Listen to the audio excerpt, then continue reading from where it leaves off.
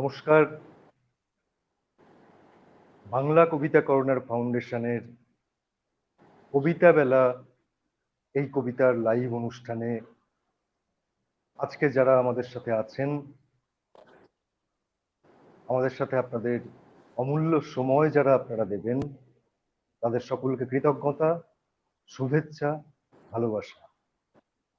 আজ আমাদের সাথে অতিথি হিসেবে আছেন দুই বাংলার বরেণ্য আবৃত্তি শিল্পী এবং বিশিষ্ট বাচিক শিল্পী সতীনাথ মুখোপাধ্যায় এবং হাসান আরিফ। সতীনাথ মুখোপাধ্যায়, তার সম্পর্কে আপনারা সকলেই জানেন। বিশিষ্ট আবৃত্তি শিল্পী, সঞ্চালক, মঞ্চাভিনেতা এবং অসাধারণ অসাধারণ কণ্ঠের জাদুতে মাতিয়ে রাখা একজন মানুষ। সতীনাথ দাকে আমাদের শুভেচ্ছা। আমাদের সাথে আছেন ওপার বাংলা। এই মানচিত্রগত তারতম্যের প্রেক্ষিতেই বলা ওপার বাংলা। আসলে আমরা একই বাংলা, আমাদের হৃদয়ে বাংলা ভাষার উচ্ছ্বাস, ভালোবাসা। আমাদের সাথে আছেন হাসান আরিফ, দক্ষ সংগঠক, প্রচুর মানুষের ভালোবাসা নিয়ে ঋদ্ধ জীবন তার, অসাধারণ কবিতা শিল্পী। তার কণ্ঠ জাদুতে তিনি বহু মানুষকে মাতিয়ে রেখেছেন বছরের পর বছর। আমাদের সাথে আমরা পেয়েছি দুই বিদগ্ধ বরেণ্য কবিতা শিল্পীকে, দুই বিদগ্ধ বরেণ্য আবৃত্তি শিল্পীকে, সঞ্চালককে এবং কণ্ঠশিল্পী। আমরা প্রথমেই প্রণাম জানিয়ে নিচ্ছি সতীনাথ মুখোপাধ্যায়কে। আমাদের প্রণম্য সতীনাথ মুখোপাধ্যায়কে প্রণাম জানিয়ে নিচ্ছি। আর আমরা প্রণাম জানাচ্ছি আমাদের প্রিয় দাদা হাসান আরিফ। হাসান আরিফকেও আমরা প্রণাম জানিয়ে নিচ্ছি। অনুষ্ঠান শুরু করব। অনুষ্ঠান শুরু করার মুহূর্তে যে কথাটি বলবার সেটি হচ্ছে, আমরা বিগত 5 মাস ধরে একটা ঝড়ঝাপটার মধ্যে দিয়ে চলছি। চেনা মুখগুলো, যে মানুষদের সাথে প্রতিদিন দেখা হতো, নৈমিত্তিক জীবন এবং যাপন, যা আমাদের অভ্যস্ত জীবনের প্রতিটি অন্তরঙ্গতায় মিশেছিল, সেখান থেকে বেরিয়ে কোথাও একটা বিচ্যুতি তো ঘটেছে। তা সেখানে এই প্রযুক্তির সাহায্য নেওয়া ছাড়া আমাদের উপায় নেই। আমি প্রথমেই আপনাদের বলে রাখি, যদি কোথাও কখনো যান্ত্রিক কোনো ত্রুটি, গোলযোগ এগুলোর সম্মুখীন আমাদের হতে হয়, ক্ষমা সুন্দর দৃষ্টিতে সেগুলো দেখবেন। কারণ আমরা তো যন্ত্রের দাস। আমরা আমাদের হাতে তাদেরকে রাখতে পারি ততক্ষণই, যতক্ষণ পর্যন্ত সেটা ঠিকঠাক কাজ করে। যদি বিগড়িয়ে যায় তাহলে কিছু করার নেই। দূর দেশের দুই প্রান্তের দুজন মানুষ, তাদেরকে নিয়ে আমি কলকাতা থেকে আপনাদের সাথে আছি।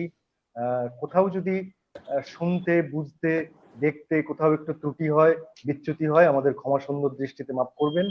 আমাদের সাথে থাকবেন। থাকার জন্য সকলকে শুভেচ্ছা, ভালোবাসা। শুরু করছি আজকের অনুষ্ঠান কবিতা বেলা। অসতম সদ্গময় তমৌসুম জ্যোতির্গময় মৃত্যুর্মৃতঙ্গময় অবিরাবির্ময়েতি ঐশ্বর্যস্য সমগ্রশ্চ বীর্যস্য যশস্যেয় জ্ঞান বৈরাগ্যশ্চৈব সন্ন্যাদ ভগৈতিঙ্গনা শৃণ্বন্তু বিশ্বে অমৃতস্য পুত্রা আজ ধামানি দিব্যানি তস্তু পূর্ণমাদাং পূর্ণাৎ পূর্ণমুদচ্যতে পূর্ণস্য পূর্ণমাদায় পূর্ণমেবাবশিষ্যতে সমানীব আকুতি সমানা হৃদয়ানিব সমানামস্তুব মৌন যথা বসু সহাস। আমার সামনে প্রণম্য গুরুজন আছেন, তাদের শিষ্যত্ব গ্রহণ করছি আমি আমার ভাবজগতে, আমার অনুভূতির প্রদেশ থেকে। তাদের কাছে আমার প্রণাম জানিয়ে আমি শুধু এই উচ্চারণ করে চলে যাব আজকের আমাদের মুখ্য অতিথি যে দুজন, তাদের কাছে। অন্ধকারের উৎস হতে উৎসারিত আলো, সেই তো তোমার আলো। সকল দ্বন্দ্ব বিরোধ মাঝে জাগ্রত যে ভালো, সেই তো তোমার ভালো। আমরা চলে যাচ্ছি প্রিয় মানুষ, প্রিয় কণ্ঠ সতীনাথ মুখোপাধ্যায়ের কাছে। নমস্কার আপনাদের সকলকে, যারা আমাদের এই লাইভ শোতে আজকে অংশ নিয়েছেন। আমার আন্তরিক শুভকামনা হাসান ভাইয়ের জন্য। সরাসরি তার সঙ্গে পরিচয় নেই, কিন্তু সংস্কৃতির ক্ষেত্রে, কবিতার ক্ষেত্রে আমরা প্রত্যেকের সঙ্গে আত্মীয়তার বন্ধনে জড়িত, কোনো সন্দেহ নেই। আর অসংখ্য ধন্যবাদ অনুপ কুশলকেও, সেই এটার উদ্যোক্তা এটাকে সুন্দর করে সাজিয়ে করার জন্য, এবং যেটাও গোড়াতেই বলেছে যে যদি আমরা আসতে পারি কাছাকাছি আরো, কিন্তু তাতে যদি কোনো যান্ত্রিক ত্রুটি হয় তাহলে সেটা একেবারেই অনভিপ্রেত। আমি জানি না ঠিক এই মুহূর্তে আপনারা আমাদের কথা শুনতে পাচ্ছেন কিনা, যদি কেউ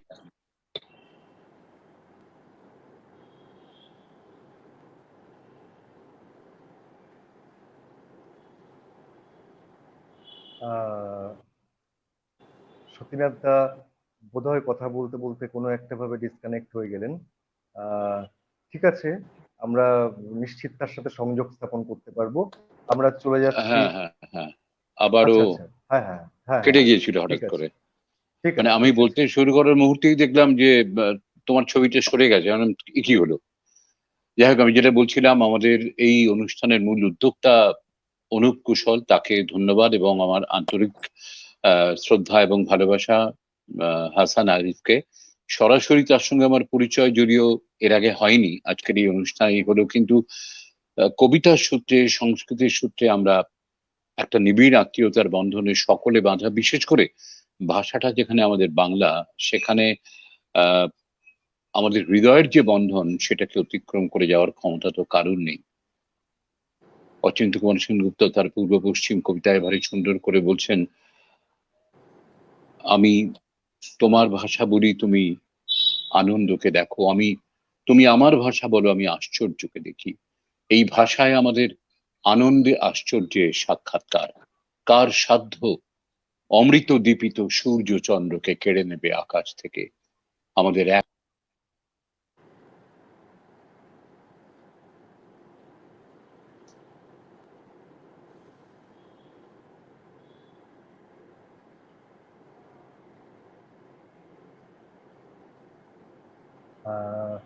সতীনাথ দাকে আবার বোধহয় আমরা হারালাম।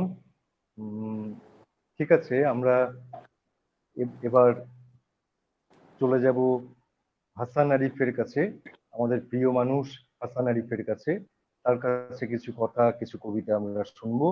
চলে যাচ্ছি হাসান আরিফের কাছে। ধন্যবাদ কুশল।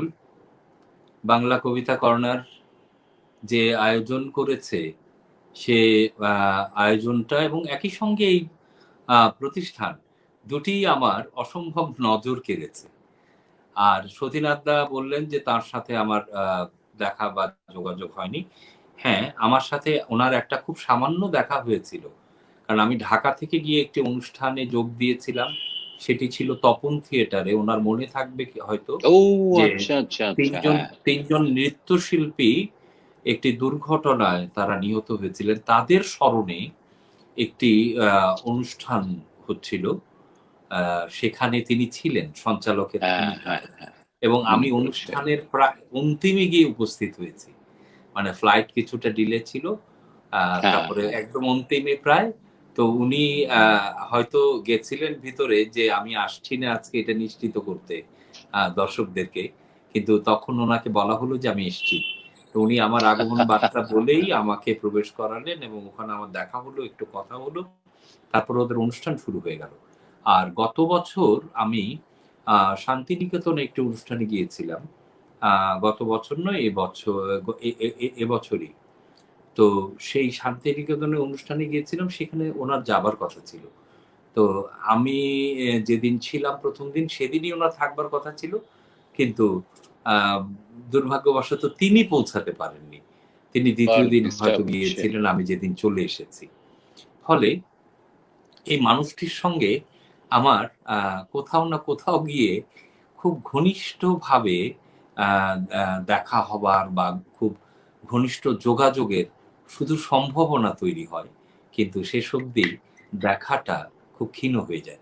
তা আমি বিশ্বাস করি যে আজকের পর থেকে হয়তো সেই যে আমাদের সম্ভাবনাগুলো ক্ষীণ হয়ে যাচ্ছিল, সেইটা অনুপ কুশল অনেকটাই দৃঢ় করে তুলবে। আর আমি নিয়মিত শ্রোতা ওনার। আমি শুনি। এই তো আমাকে জামাল হোসেন আ করোনা শুরু হওয়ার কিছুদিনের মধ্যে একটা কবিতা পাঠালেন ওনার কণ্ঠে, হ্যাঁ, আমাদের হাইড্রো মিশনের।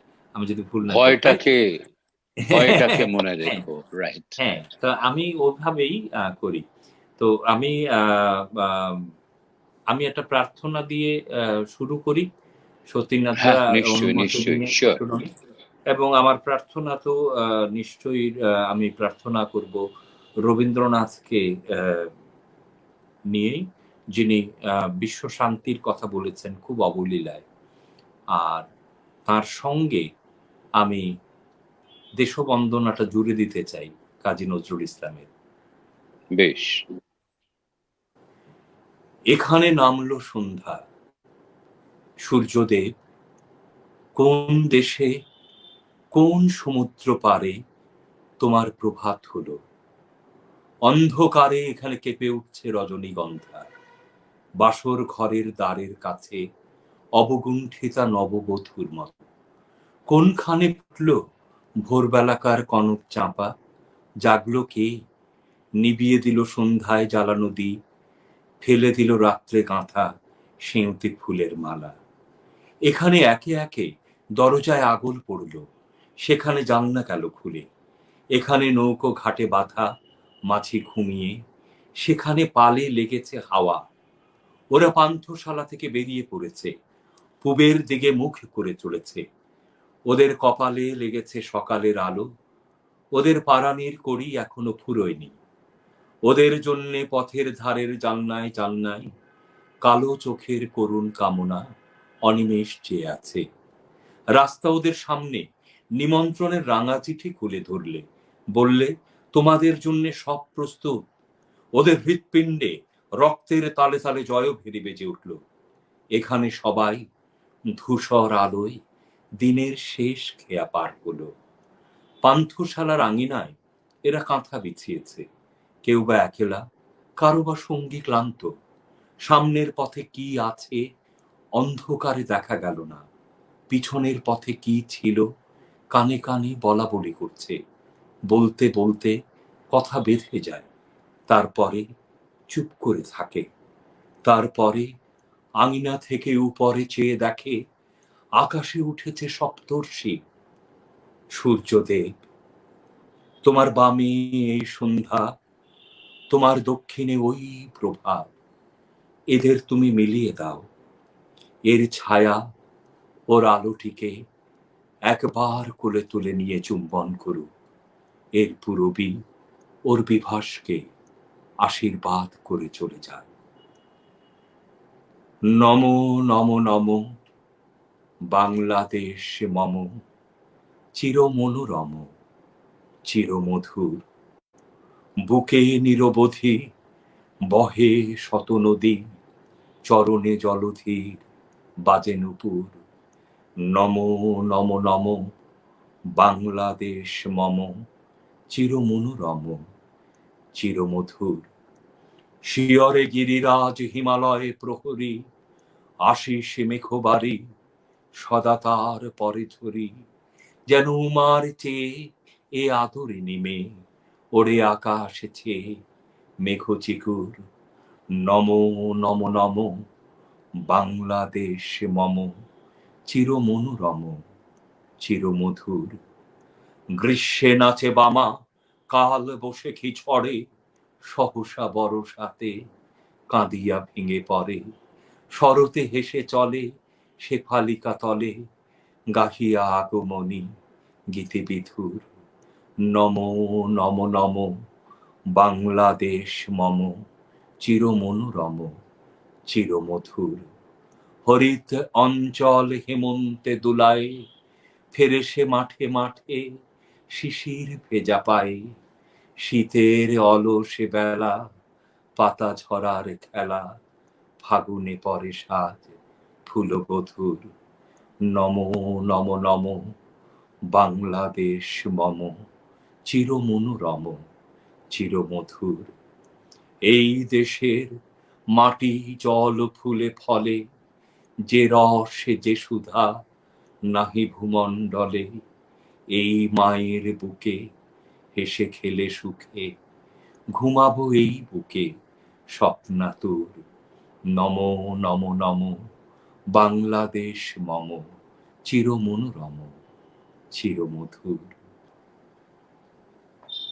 বাহ, খুব সুন্দর, অসাধারণ, অধ্যায়টাই একদম অসাধারণ, চমৎকার হলো।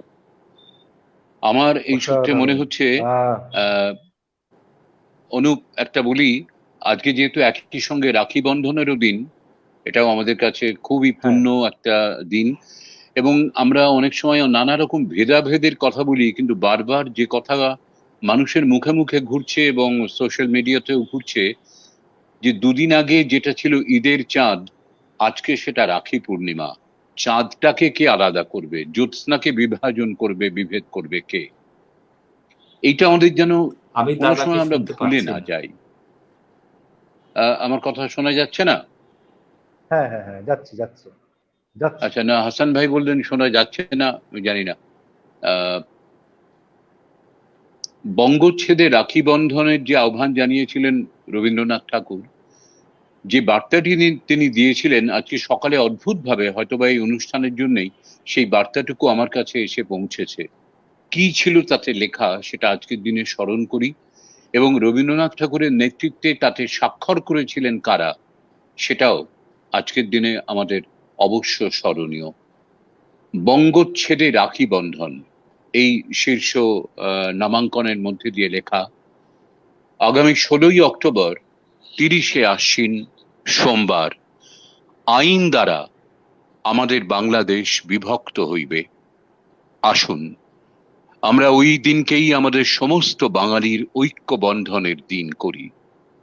ওই দিনে আমরা পরস্পরের হাতে হরিদ্রাবর্ণের সুতার ঘরে ঘরে অথবা প্রকাশ্য স্থলে সম্মিলিত হইয়া রাখি বন্ধন করিয়া আমাদের অখণ্ড ভ্রাতৃভাব সকল বাঙালি মিলিয়া প্রকাশ করি। এই শুভ বন্ধনের স্থায়িত্ব কামনায় ওই দিন আমরা সংযম গ্রহণ করব। ওই দিন সমস্ত বাংলাদেশের কোথাও কোনো গৃহে রন্ধন হইবে না। আমরা বাঙালিরা সেদিন উষ্ণ দ্রব্য ভোজন করিব না। বনভোজনের ন্যায়, পারণের ন্যায় চিড়া মুড়কি ফলাদি আহার করিব। কেবল শিশুর জন্য দুগ্ধ জাল দিতে অন্যত্র অগ্নি জ্বালিব, চুল্লি জ্বালিব না। ওই দিনকেই প্রতি বৎসর বাঙালির রাখি বন্ধনের দিন করিয়া স্মরণীয় করিয়া রাখিব।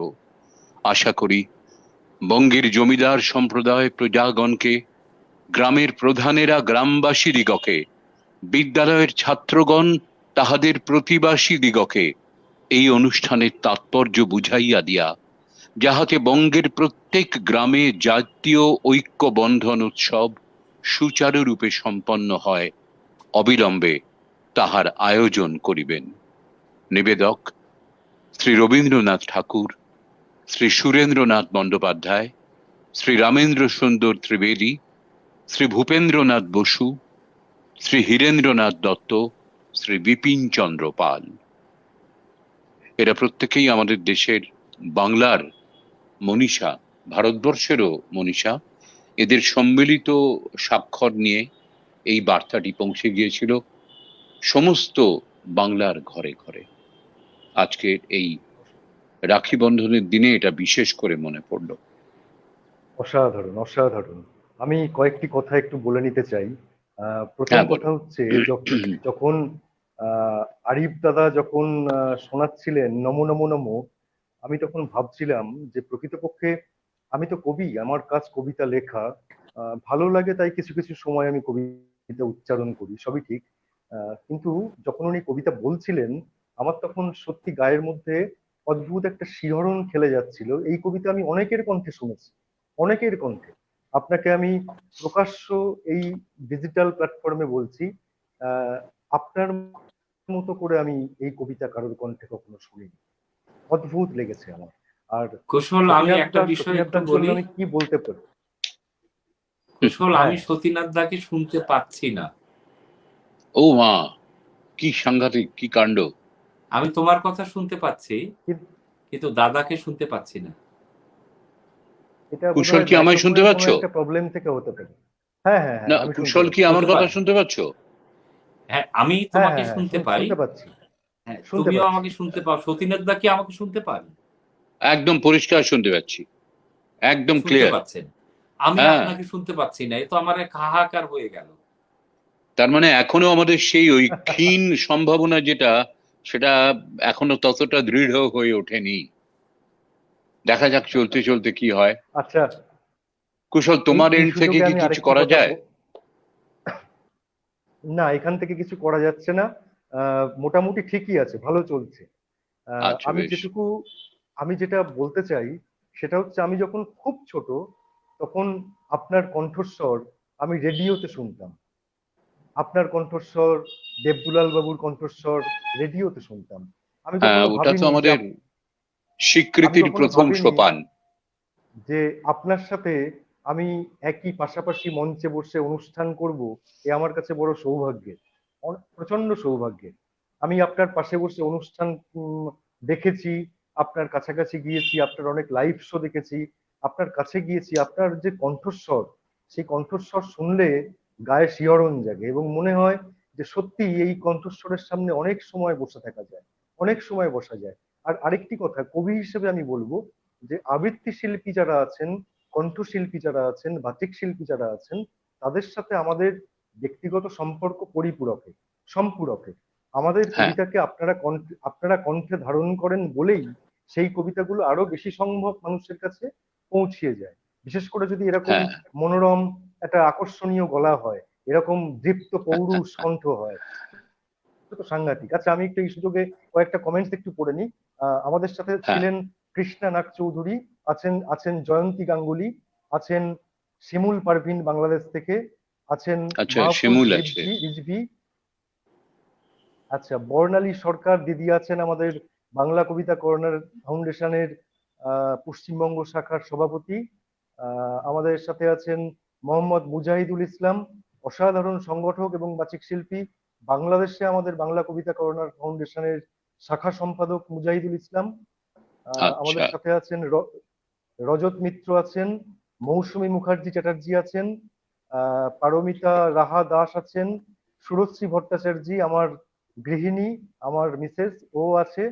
ও আচ্ছা, শুধুমাত্র সতীনাথ দা এবং আরিফ দাদার জন্য একটা কাজ করেছে কষ্ট করে। সেটা এরকম প্রকাশ্য জায়গাতে এরকম অনুষ্ঠানের মধ্যে করা যায় কিনা আমি জানি না। আমি আন্তরিকতার সুবাদে ভালোবেসে আমার সমস্ত দর্শক ভাই বোন, দাদা দিদি, আজকের দিনে যারা আছেন সকলের জন্য একটাই নিবেদন আমাদের আমাদের পক্ষ থেকে।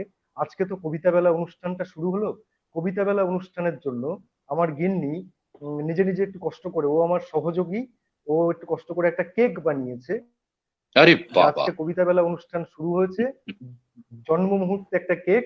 আমি একটু কেকটা আপনাদেরকে দেখাচ্ছি। শিওর।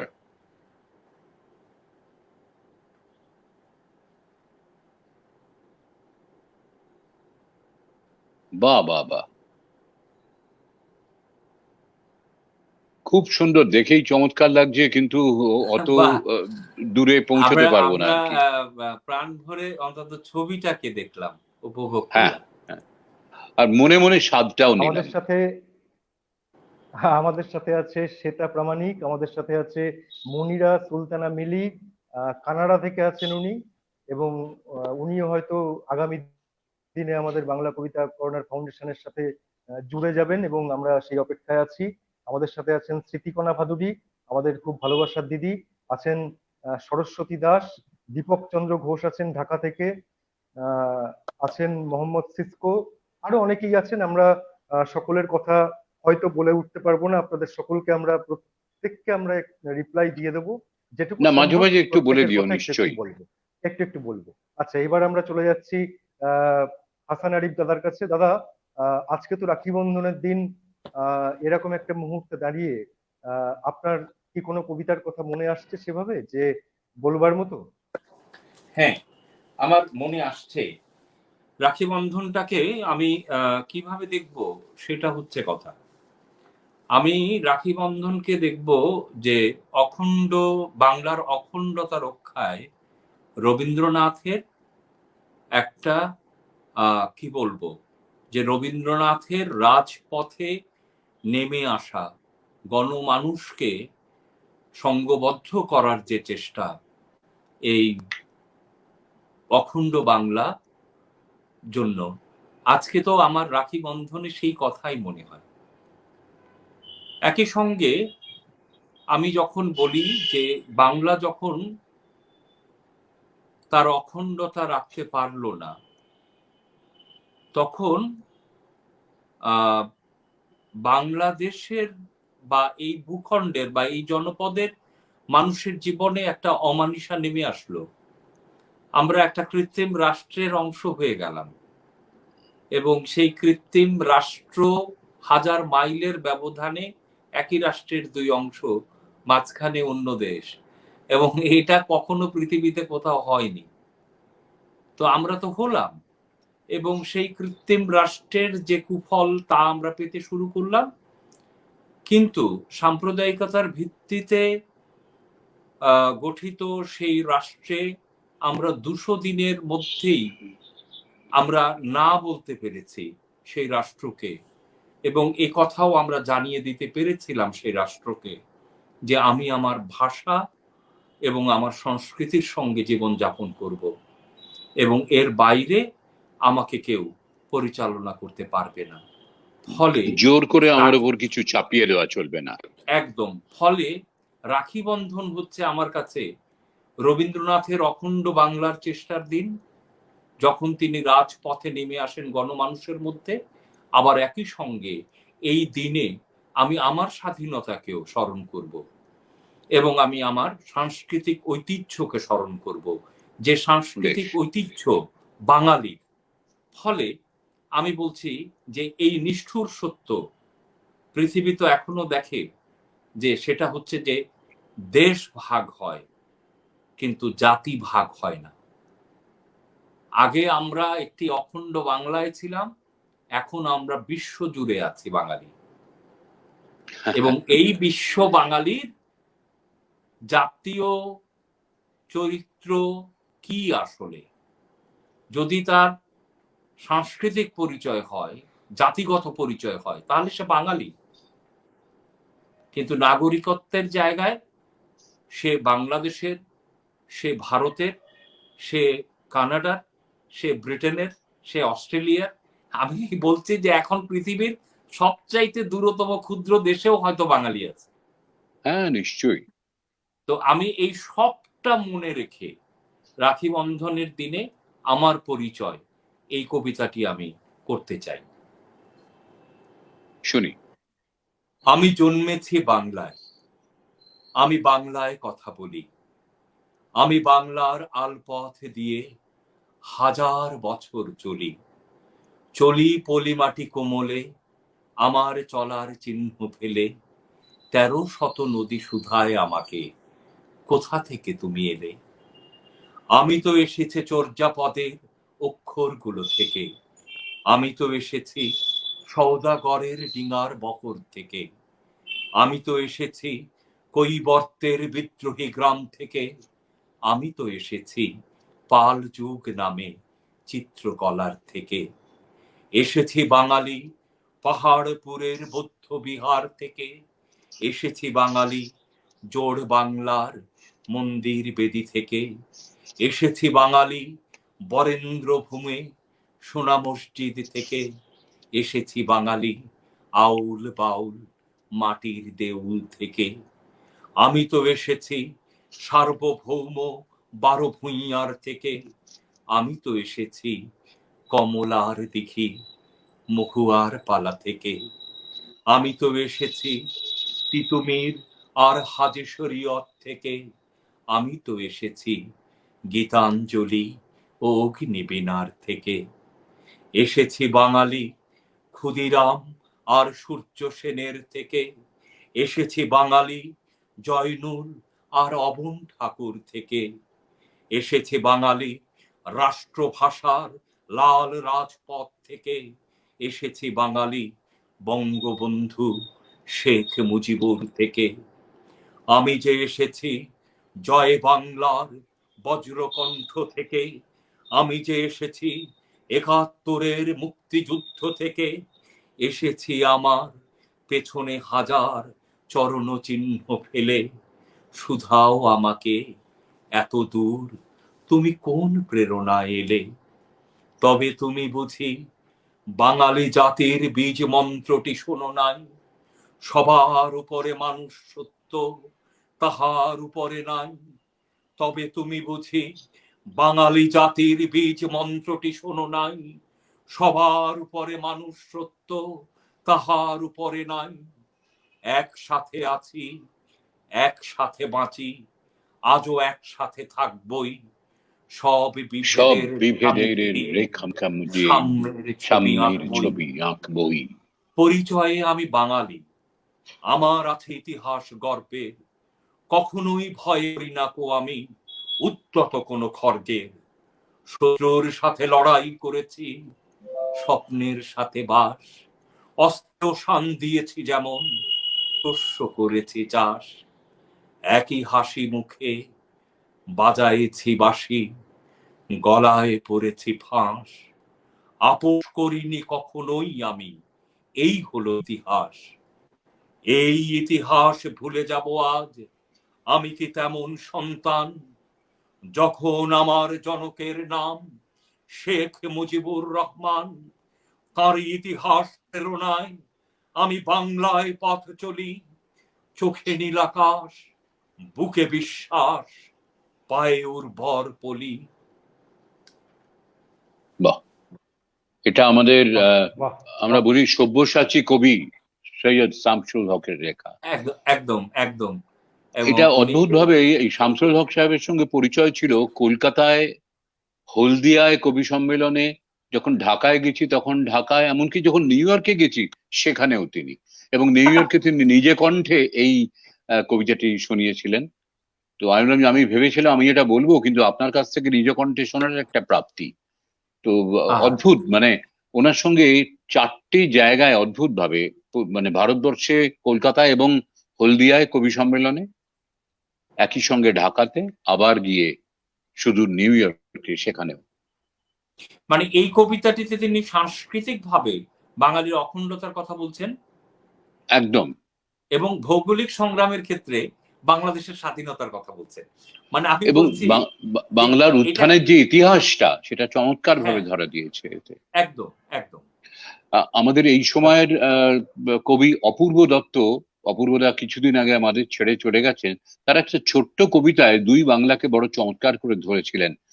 লিখেছিলেন, আমাদের ছিল ধুলো কাদা মাখা একখানা ছোট গ্রাম, আমাদের ছিল কাল বৈশাখী, আম লিচু কালো জাম, আমাদের ছিল একখানা নদী, তার পাশে স্কুল, বৈশাখে ছিল রবীন্দ্রনাথ, জ্যৈষ্ঠীতে নজরুল। রবীন্দ্রনাথ পৃথিবীর কবি, নেই তাতে সংশয়, নজরুল নিয়ে তবে কেন আজও এত বিভ্রম হয়? কেউ বলে তিনি এপারের কবি, ওপারের বলে কেউ, এপার ওপার তার কাছে এক, ফেরান না কাউ কেউ। কেউ বলে তিনি বিদ্রোহী কবি, কেউ বলে কবি ধর্মের, সাম্যবাদের পুরোহিত তিনি, মানুষের যত কর্মের।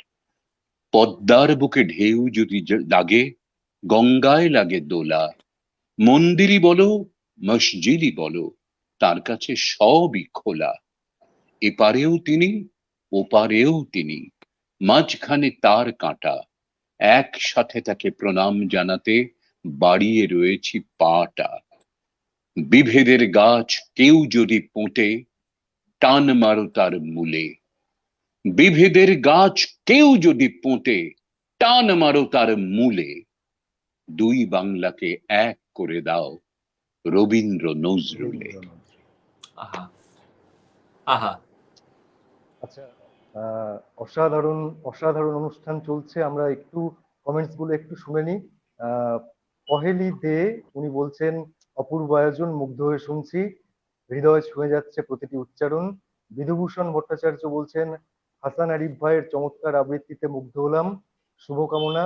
বর্ণালী সরকার আছেন, সৌমিত্র ঘোষ প্রিয় আবৃত্তি শিল্পী, আমাদের পশ্চিমবঙ্গের জনপ্রিয় আবৃত্তি শিল্পী, তিনিও বলছেন ভালো হচ্ছে অনুষ্ঠান, শুনছেন।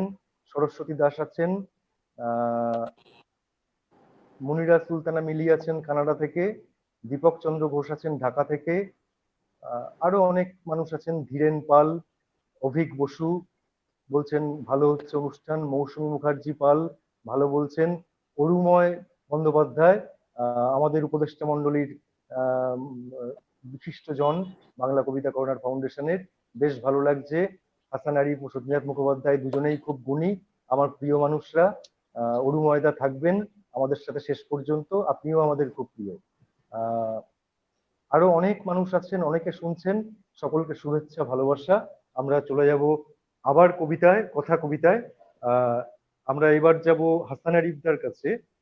দাদা, আহ যেটা ঘটনা, আপনাদের দেশে এখন এই মাসটা খুব সম্মানের, গর্বের, আনন্দের, তৃপ্তির, আবার শোকের, যন্ত্রণার সব মিলিয়ে মিশিয়ে মুজিব বর্ষ, আলোকোজ্জ্বল বর্ষ, প্রতিশোধের বৎসর, সম্মানের বৎসর, ভীষণভাবে গর্বের বৎসর। তা এই বছরটা নিয়ে অনেক কবিতা দীর্ঘ 100 বছর ধরে জমে আছে।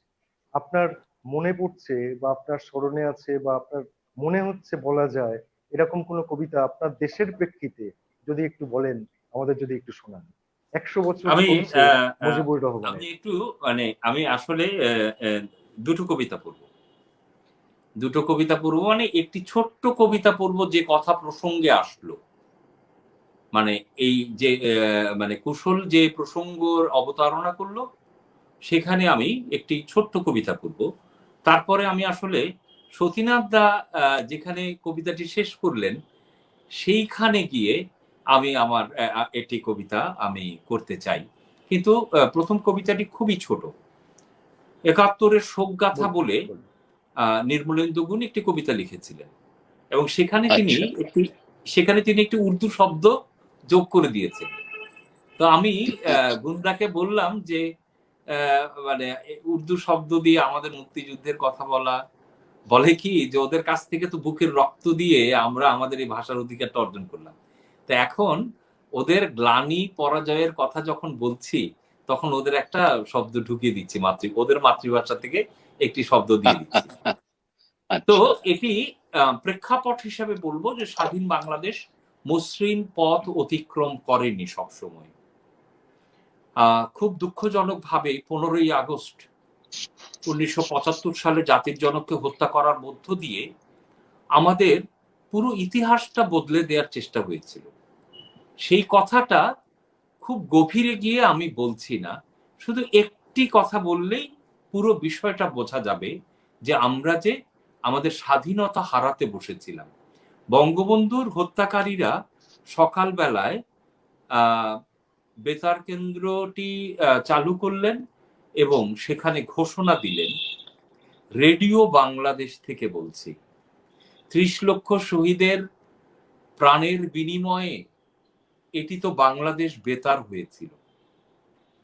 একজন মানুষকে হত্যা করার মধ্য দিয়ে একটি প্রতিষ্ঠান কি করে বাংলাদেশ বেতার থেকে রেডিও বাংলাদেশ হয়ে যায়, অমরত্ব পেয়ে গেল।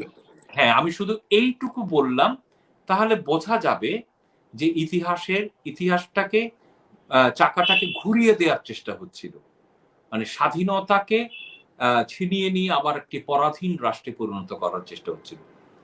দীর্ঘ সংগ্রাম গেছে, আমাদের নানামুখী সংগ্রাম। তার মধ্যে একটি সংগ্রাম তো হচ্ছে যুদ্ধ অপরাধীদের বিচার করে দায়মোচন করা। সেখানে গিয়ে আমাদের কবিতা যেমন 75-এর 15ই আগস্টের পরে জ্বলে উঠেছিল, তেমনি যুদ্ধ অপরাধীদের বিচার প্রক্রিয়া সংগঠিত করতে গিয়ে আমাদের কবিতা কিন্তু জ্বলে উঠেছিল। ফলে সেখানে নির্মলেন্দু গুণ ওই দ্বিতীয় বাঁকে গিয়ে এই কবিতাটি লিখলেন, এবং আমি দেখেছি যে এই কবিতার ইতিহাস আমার কাছে, আমার সম্পূর্ণ বিশ্বাস, এবং আগামীর মানুষেরা কখনো ইতিহাস খুঁজলে এই ইতিহাসই খুঁজে পাবে।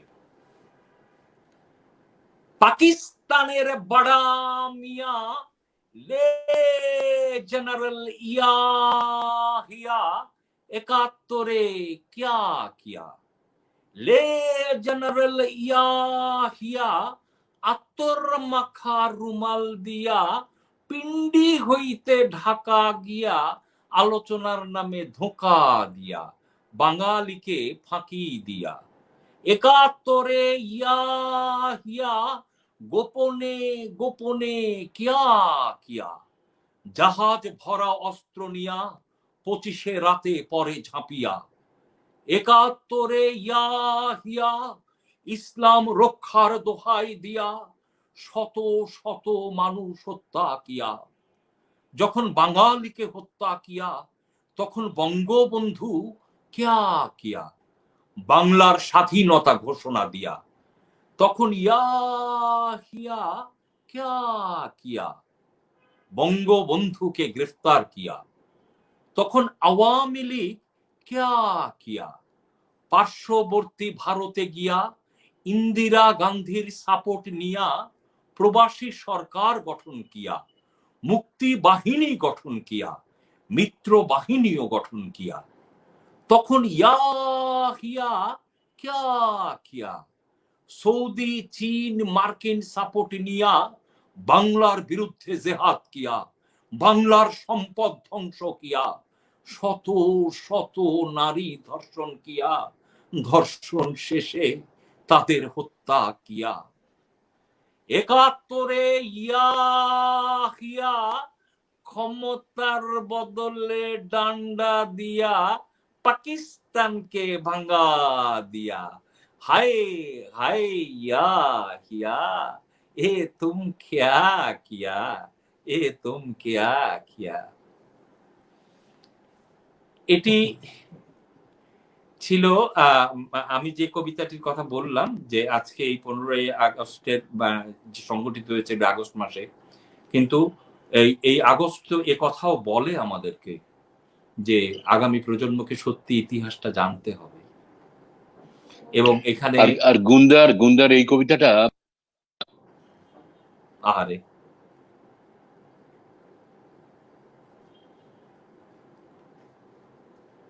হ্যাঁ কুশল, আরিফ দাদা আপনি বলুন বলুন। হ্যাঁ হ্যাঁ বলুন।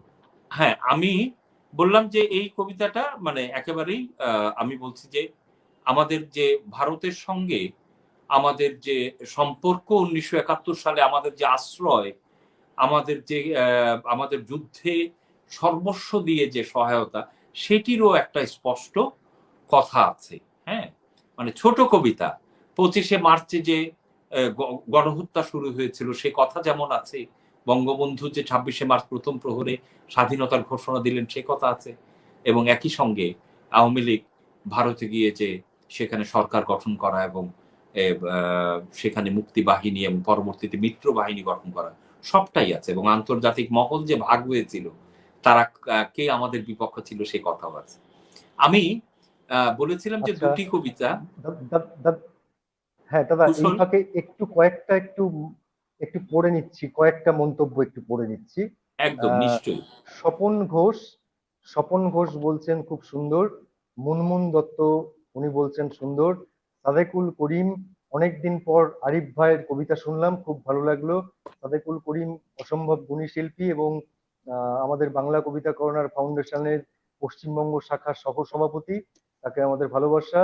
মুনমুন দত্ত আছেন, নির্ঝর পাল আছেন ত্রিপুরা থেকে নির্ঝর পাল শুনছেন, ধীরেন পাল শুনছেন, সরস্বতী দাস শুনছেন, সোহেল আনোয়ার আছেন, অভিক বসু আছেন, অরুময় বন্দ্যোপাধ্যায়, বর্ণালী সরকার, আরো অনেক মানুষ আমাদের এই অনুষ্ঠান দেখছেন শুনছেন। সকলকে ভালোবাসা, শুভেচ্ছা, ধন্যবাদ। হ্যাঁ হাসান আলী। আচ্ছা, আমরা মাঝখানে আবার আমি বিচ্ছিন্ন হয়ে গিয়েছিলাম, এটা মাঝে মাঝেই হচ্ছে, যাই হোক আবার ফিরে আসতে পেরেছি। এই যে বাংলাদেশ তৈরি হলো এবং কিছুদিনের মধ্যেই একটা ইন্দ্রপতন ঘটলো, এবং আমাদের নিজেদের চোখে দেখা, আমিও শেখ মুজিবুর রহমানকে জীবনে একবারই চোখে দেখেছিলাম, কখনো কোনোদিন কোনো জমায়েতে কলকাতার ময়দানে যায়নি, কিন্তু যেদিন দিল্লি থেকে তিনি এবং ইন্দিরা গান্ধী একসঙ্গে এসেছিলেন এবং ওই একটা অসামান্য জনসমাগমে তাদের বিশেষভাবে সম্বর্ধনা দেওয়া হয়েছিল, আমার মনে হয় না গড়ের মাঠে, হ্যাঁ আমাদের এখানে আমরা ব্রিগেড প্যারেড গ্রাউন্ড যেটাকে বলি আর কি, ওই গড়ের মাঠে, সেইখানে এই দুজনকে প্রথম আমি দেখেছিলাম সেই একবারই, এবং একটা অসামান্য সে অভিজ্ঞতা দেখারও কোনো, তখন খুবই ছোট, মানে কিভাবে যে বাড়ি থেকে পালিয়ে সেখানে গিয়ে পৌঁছেছিলাম ভয়ে ভয়ে, কিন্তু আবার ফিরেও আসতে পেরেছিলাম। যাই হোক, ঘটনাচক্রে আমার বাড়ি থেকে গড়ের মাঠটা খুব দূরে নয়, কিন্তু এই যে অবিচার এবং অন্যায় স্বাধীনতা প্রাপ্তির পরেও কিভাবে কতবার হয়েছে তার একটা চমৎকার দলিল পেয়েছিলাম বাংলাদেশেরই আর এক কবি আবু করিম। প্রথমবার যখন ঢাকায় যাই, আবু করিমের সঙ্গে আমার আলাপ হয়েছিল, একদম সাহেবী চেহারা তার আর কি, সুট ফুট পরা সবসময়, কিন্তু খোর তার লেখা, অনবদ্য তার লেখনী, তার একটি কাব্যগ্রন্থ উর তবে উর, সেখানে বিশ্বাসঘাতক নামের একটি কবিতা আছে। এই বাংলার রোদ মাটি জল হাওয়া অর্থাৎ প্রকৃতি, এরা বিশ্বাসঘাতকতা করে না। বিশ্বাসঘাতক হয় কারা, এই কবিতার মধ্যে দিয়ে তার প্রকাশ করেছেন। কবিতাটা শুনুন, আমার নিজের বলে আমি ভীষণ আনন্দ পেয়েছি, যারা শুনছেন আমার মনে হয় তাদেরকেও সমান আনন্দ দিতে পারবে এই কবিতা। আনন্দ এবং একসঙ্গে ব্যথা দুই। বিশ্বাসঘাতক, আবু করিমের কবিতা। আবু তাহেরকে ফাঁসিতে ঝোলানোর জন্য দড়ি খুঁজে পাওয়া যাচ্ছিল না, কারণ বৃহত্তর ময়মনসিংহ জেলার সমস্ত পাট গাছ একযোগে প্রতিবাদ জানিয়ে দড়ি হতে অস্বীকার করেছিল। এছাড়া খাল বিল ডোবা নালা ও ব্রহ্মপুত্র নদীর পানি পাটের জাগান পচাতে রাজি হয়নি। আবু তাহেরের পৈতৃক বসতভূমি নেত্রকোনার কাজলা গ্রামে মরহুমের কবর দেখতে গেলে এই তথ্য আমি পাই বাতাসে গুঞ্জরণরত একগুচ্ছ পাট গাছ থেকে। ফলে পেশাদার খুনি জেনারেল জিয়া তাহেরকে হত্যা করার জন্য শেষমেশ মার্কিন যুক্তরাষ্ট্র থেকে সিনথেটিক ফাইবার আমদানি করেছিল। ফাঁসির দড়িকে পিচ্ছিল করার জন্য তাতে পাকা কলা, মোম এসব মাখাতে হয়, যাতে দড়িটা নির্ভুলভাবে খুব দ্রুত ফাঁসির আসামির গলায় চেপে বসতে পারে। তাহেরের ক্ষেত্রে ঘাতক জিয়া খুব বিপদে পড়ে, কারণ চম্পা, সাগর, মর্তমান প্রভৃতি বাংলার সকল বিখ্যাত কলাই দড়িতে মাখামাখি হতে বেঁকে বসে।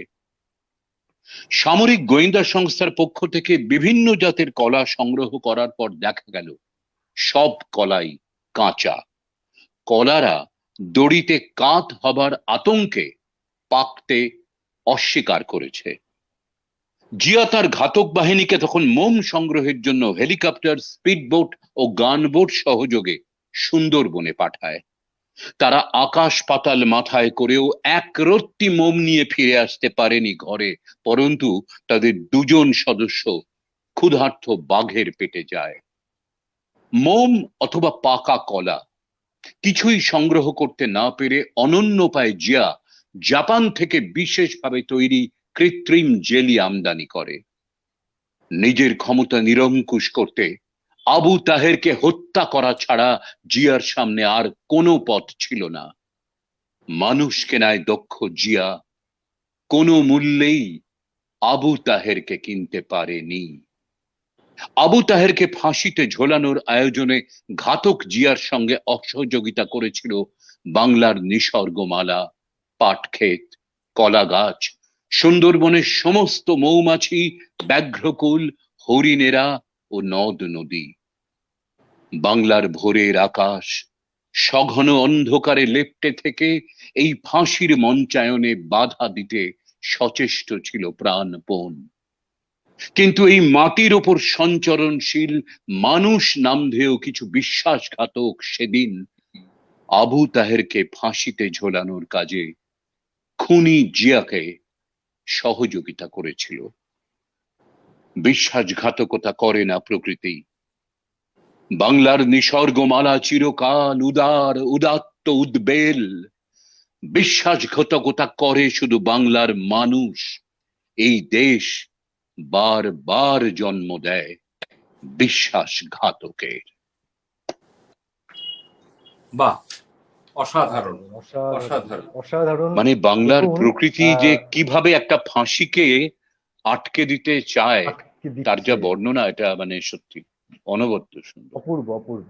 আচ্ছা, আমাদের সাথে নির্ঝর পাল আছেন, তিনি বলছেন ব্রাহ্মণবাড়িয়ায় তিতাসের অনুষ্ঠানে এই কবিতাটি আরিফ ভাইয়ার কণ্ঠে সামনাসামনি শোনার ভাগ্য হয়েছিল। আচ্ছা নির্ঝর আচ্ছা। পাল বলছেন এই কথা। আচ্ছা, হ্যাঁ, হ্যাঁ, আরেফুল ব্রাহ্মণবাড়ি করিম আমার বলছেন, জেলাও। আচ্ছা, ও আরেফুল করিম বলছেন সতীনাথদার আবৃত্তি বরাবরের মতো মুগ্ধ করছে, আর বলা যাবে না। আচ্ছা, স্বপন আরে ঘোষ বাবা, আছেন। না না, আমি বলে দিই ভাই, অনুপের সঞ্চালনাও বেশ সাবলীল, প্রশংসার দাবি রাখে। এটা হচ্ছে আমাদের আচ্ছা পরস্পর পিঠচাপড়ানি সমিতি। আচ্ছা, আরো অনেকেই আছেন আমাদের সাথে, তাদের সকলকে ভালোবাসা, শুভেচ্ছা। এবার যাব হাসান আরিফ দাদার কাছে। দাদা, এবার আপনার কবিতা। হ্যাঁ, তখন আমি একটা কবিতা বলতে গিয়ে আপনি আটকে গিয়েছিলেন। না, তখন একটা আটকে কবিতা, যাইনি, শুরুই করিনি আমি। হ্যাঁ মানে শুরু মানে হয়েছিল। রবীন্দ্রনাথ আমাদের জীবনের এখন আমাদের জীবনের সবটাতেই রবীন্দ্রনাথ আছেন, এবং আমি বিশ্বাস করি যে বাংলাদেশ খুব লড়াই করে পরাধীন অবস্থায় রবীন্দ্রনাথকে প্রতিষ্ঠা দিয়েছিল।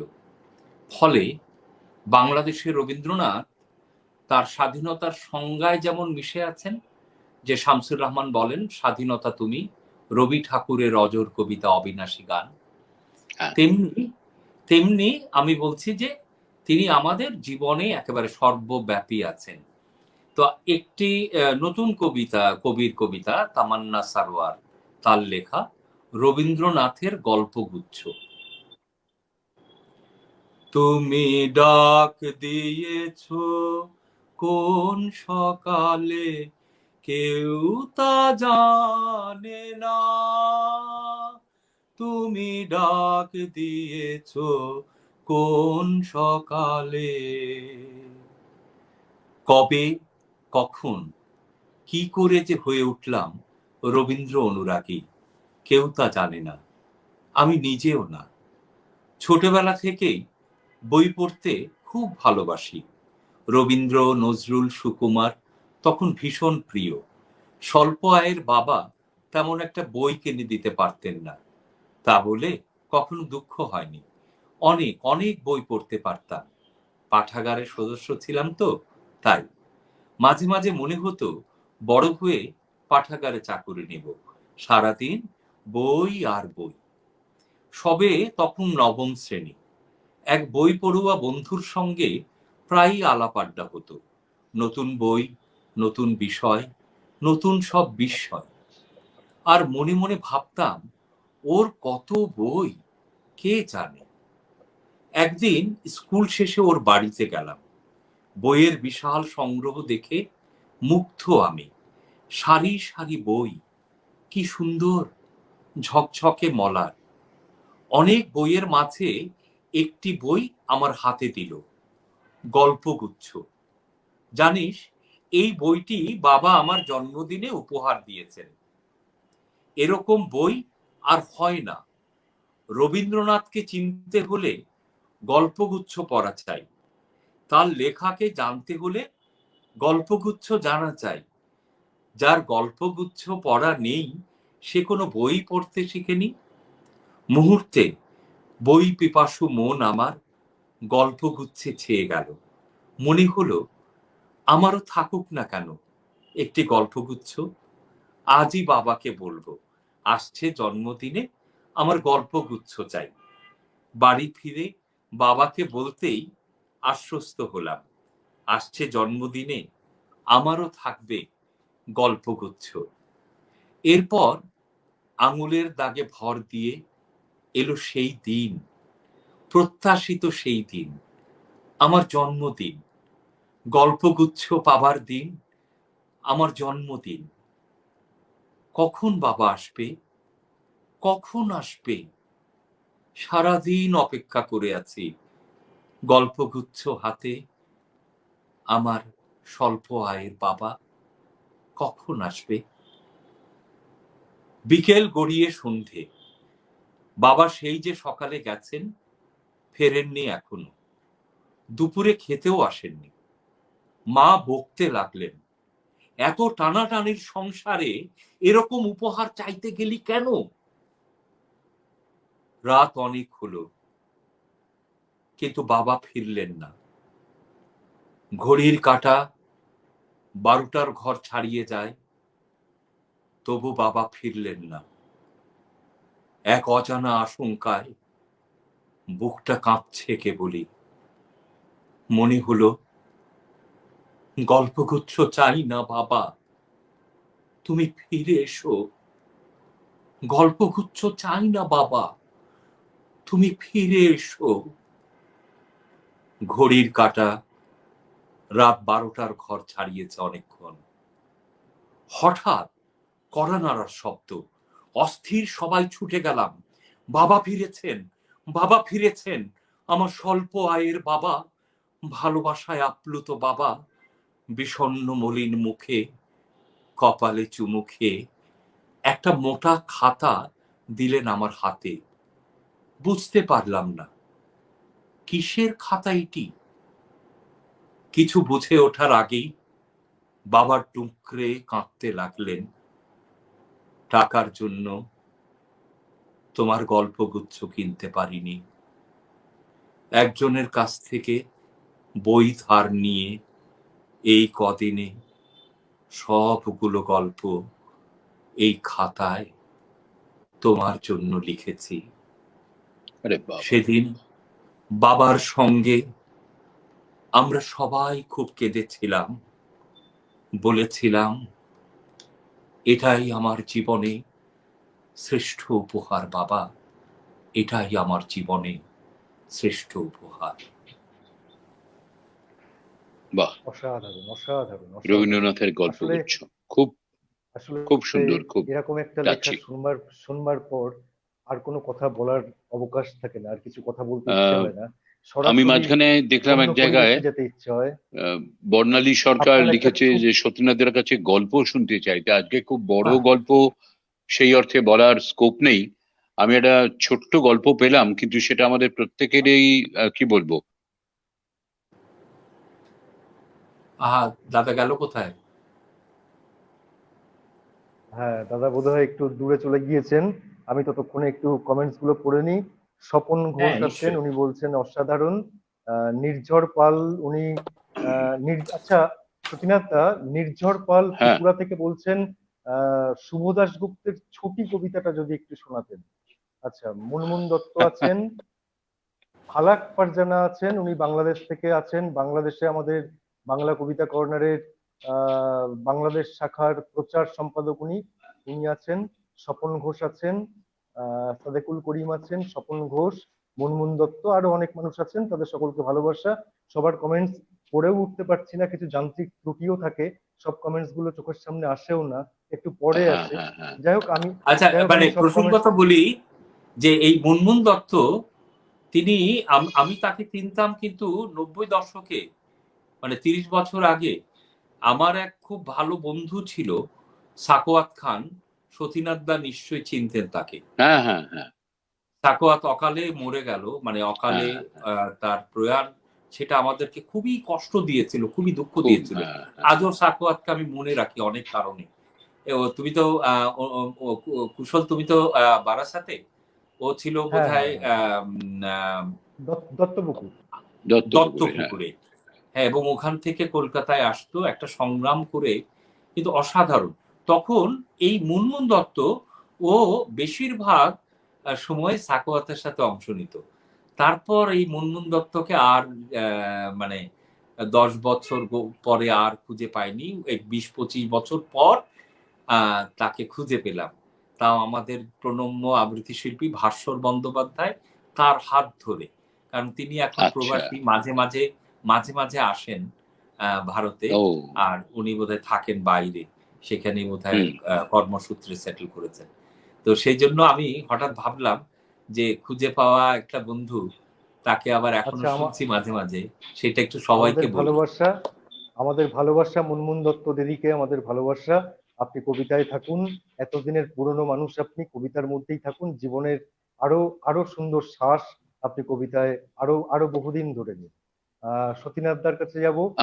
হ্যাঁ, একটা আমরা গল্প। বাইরের দেশের কথা বলছিলাম তো। তো একটা গল্প শোনাই। ইউরোপের একেবারে সেই নর্থ পোলের কাছাকাছি স্ক্যান্ডিনেভিয়ান কান্ট্রি যেগুলোকে আমরা বলি, তার মধ্যে একটা খুব আমাদের কি বলবো রূপকথার দেশের মতো মনে হয় ভূগোলে ইতিহাসে পড়ে, নরওয়ে, যেখানে সেই অরোরা বোরিয়ালিস দেখা যায়, যেখানে দীর্ঘ সময় ধরে সূর্যের আলো থাকে, সূর্য ডোবে না প্রায় বলতে গেলে। তো সেখানে যদি কোনোদিন যান তাহলে এই দৃশ্য অহরহ দেখতে পাবেন। কি সেই দৃশ্য? একটি রেস্তোরাঁ, ওই রেস্তোরাঁর ক্যাশ কাউন্টারে এক ভদ্রমহিলা এলেন আর বললেন 5 কফি 1 সাসপেনশন। তারপর তিনি 5টি কফির বিল মেটালেন আর 4 কাপ কফি নিয়ে চলে গেলেন। কিছুক্ষণ পরে এক ভদ্রলোক এলেন, অর্ডার করলেন 4 লাঞ্চ 2 সাসপেনশন। 4টে লাঞ্চের বিল তিনি মেটালেন, 2টো লাঞ্চ প্যাকেট নিয়ে চলে গেলেন। আরো কিছুক্ষণ পরে আরেকজন এলেন, অর্ডার করলেন 10 কফি, 6 সাসপেনশন। 10টা কফির পেমেন্ট করলেন, 4টে কফি নিয়ে চলে গেলেন।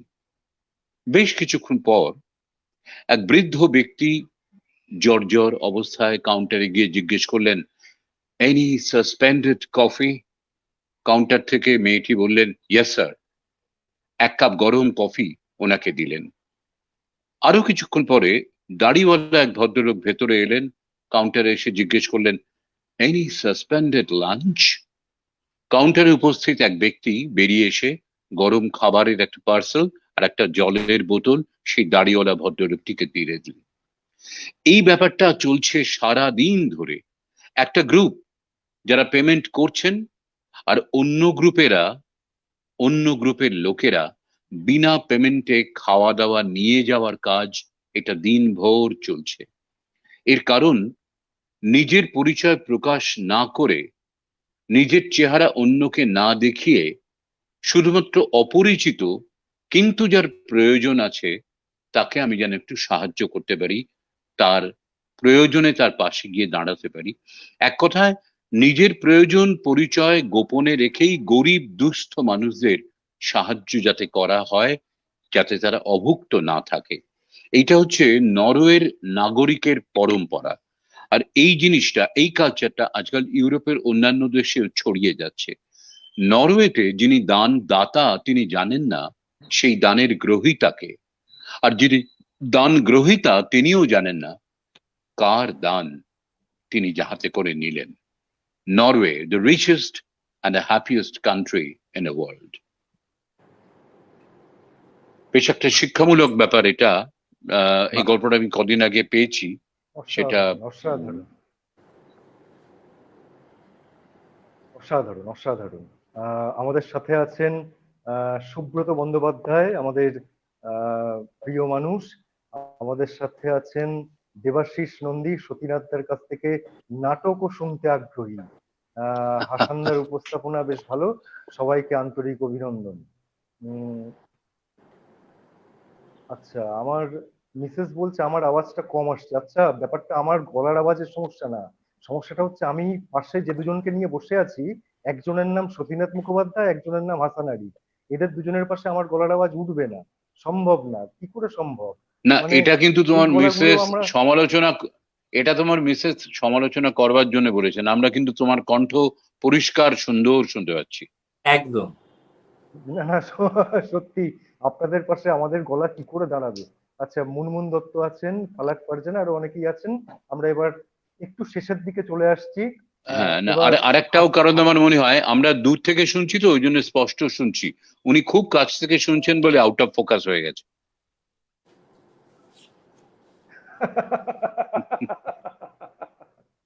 আচ্ছা, এবার হাসান আরিফ দাদা আপনার কাছে। দাদা, হ্যাঁ, এইটার মানে পরেরটা কিন্তু আমাদের শেষ হবে। এইটা হ্যাঁ, শেষের আগে, এইটা আচ্ছা, এইটা শেষের আগে, এইটা আচ্ছা, শেষের আগে, এর পরেরটা আমাদের শেষ হবে। ঠিক আছে। ওকে। আহ, এখানে আমার নির্মলেন্দু গুণের ছোট্ট দুটি কবিতা, কিন্তু একটি কবিতায় তিনি রবীন্দ্রনাথের গানকে আশ্রয় করেছেন এবং তাকে ইঙ্গিত করেছেন খুব স্পষ্টভাবে। তো আমি ওই দুটি ছোট্ট কবিতাকে মেলাবার জন্য রবীন্দ্রনাথের একটা গান দিয়ে বেঁধেছি আসলে। তা না হলে হয়তো দুটো কবিতা একসঙ্গে করে পড়াটা হয় না।